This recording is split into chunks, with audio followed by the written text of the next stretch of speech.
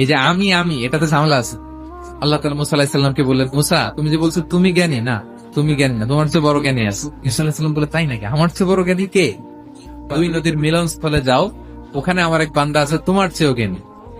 উনি গেলেন, যে দেখে সুরঙ্গ, ঢুকে দেখে চাদর গায়ে দিয়ে এক লোক শুয়ে আছে। সালাম দিলেন, আসসালামু আলাইকুম। ওই লোক চাদর আর সরায় না, ভিতর থেকে বলতেছে, ওয়ালাইকুম আসসালাম। তুমি কে? আমি মুসা। বনি ইসরায়েলের মুসা? হ্যাঁ। কেন এসেছো? এবার চাদর খুললেন, বলতেছে আপনার কাছ থেকে কিছু শিখতে আসছি। আল্লাহ বলছে, আপনি নাকি সবচেয়ে বড় জ্ঞানী, তুমি আমার জ্ঞান নিতে পারবা না। ওই ধৈর্য শক্তি তোমার নাই। মুসা আলাইহিস সালাম জোর করতে লাগলেন। অবশেষে খিদির আলাইহিস সালাম রাজি হলেন। বললেন, শর্ত হচ্ছে আমি যাই করি আর না করি আমাকে কোনো প্রশ্ন করা যাবে না। সফর শুরু হলো। সামনে নদী, এক লোক তাদের নৌকা দিয়ে নদী পার করাই দিল। নদী পারাপারের পর খিজির আলাইহিস সালাম লাঠি দিয়ে নৌকার তলাটা ছিদ্র করে দিলেন।